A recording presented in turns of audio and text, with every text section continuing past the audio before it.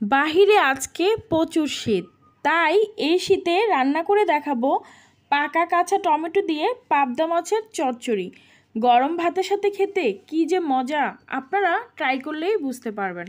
তাহলে চলুন মূল রান্নায়। প্রথমেই চুলায় একটা পাতিল গরম করে নিয়েছি। এখানে আমি হাফ কাপ তেল দিয়েছি। তেলটা যখন গরম হয়ে গিয়েছে, এখানে দিয়ে দিব পেঁয়াজ কুচি। এই রান্নায় পেঁয়াজ কুচির পরিমাণটা একটু বেশিই দিতে হবে। প্রায় আমার 1 কাপের মতো পেঁয়াজ কুচি আছে। পেঁয়াজটাকে আমি কিছুক্ষণ ভেজে নিয়েছি। আর আজকে আমি হাফ কেজি পরিমাণ পাবদা মাছ আপনাদেরকে রান্না করে দেখাবো, তার জন্য ওই পরিমাণে মশলা দিব। আমি এখানে 1 টেবিল চামচ পরিমাণ রসুন বাটা দিয়েছি, সাথে দিয়েছি হাফ চা চামচ আদা বাটা। এখানে আদা বাটাটা অল্প করে দিতে হবে। এখন আমি মশলাটাকে ভালোভাবে কষিয়ে নেব, তার জন্য অল্প একটু গরম পানি দিয়ে দিয়েছি। এই রান্নায় আপনি মশলাটা যত কষাবেন, খাবারটা ততই মজার হবে। এখন দিয়ে দিলাম স্বাদ মতো লবণ, 1 চা চামচ হলুদের গুঁড়া দিব, 1 চা চামচ ধনিয়ার গুঁড়া দিয়েছি, 1 চা চামচ মরিচের গুঁড়া। এখন মশলাটাকে আবারও ভালোভাবে কষিয়ে নিব, তার জন্য একটু গরম পানি দিয়ে দিলাম।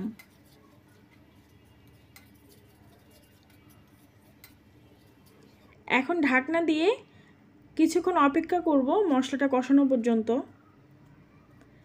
আমার মশলাটা কষানো হয়ে গিয়েছে। এখন দিয়ে দিব পাবদা মাছ। মাছটা কিন্তু আমি খুবই ভালোভাবে ধুয়ে নিয়েছি, লবণ দিয়ে ঘষে ঘষে ভালোভাবে পরিষ্কার করে নিয়েছি। পাবদা মাছের গায়ে কিন্তু একটা কালো একটা আবরণ থাকে, সেটা ভালোভাবে পরিষ্কার করে নিতে হয়। এখন আমি মাছ আর মশলা ভালোভাবে কষিয়ে নিব। মাছ রান্না কিন্তু মাছ ধোয়াটা খুবই ইম্পর্টেন্ট। মাছ ধোয়া ভালো হলে খাবারটাও খেতে খুবই মজার হয়। এখন আমি দিয়ে দিয়েছি পাকা টমেটো আর কাঁচা টমেটো 2টার মতো, সাথে আরও কয়েকটা কাঁচামরিচ দিয়ে দিয়েছি। এখন আমি মাছ আর টমেটো চুলার আঁচটাকে একটু কমিয়ে রেখে ভালোভাবে কষিয়ে নেব। এই রান্নাটা কিন্তু একটু সময় নিয়ে করে নিতে হবে।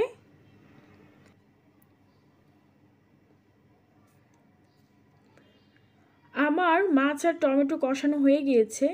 এখানে আমি পরিমাণ মতো গরম পানি দিয়ে দিয়েছি। এই পর্যায়ে মাছটাকে আমি হাত দিয়ে এভাবে নেড়ে দিব। এখন ঢাকনা দিয়ে রান্নাটা করে নিয়েছি। আমার ঝাল লবণ সব কিছু ঠিক আছে, টমেটোটাও রান্না হয়ে গিয়েছে। এখন ধনেপাতা কুচি দিয়ে দিব। এখানে পরিমাণ মতো ধনেপাতা কুচি দিয়ে দিবেন। আবারও প্রায় 2-3 মিনিটের মতো রান্না করে নিব। এভাবে রান্না করে দেখবেন, খেতে এত মজা হয়।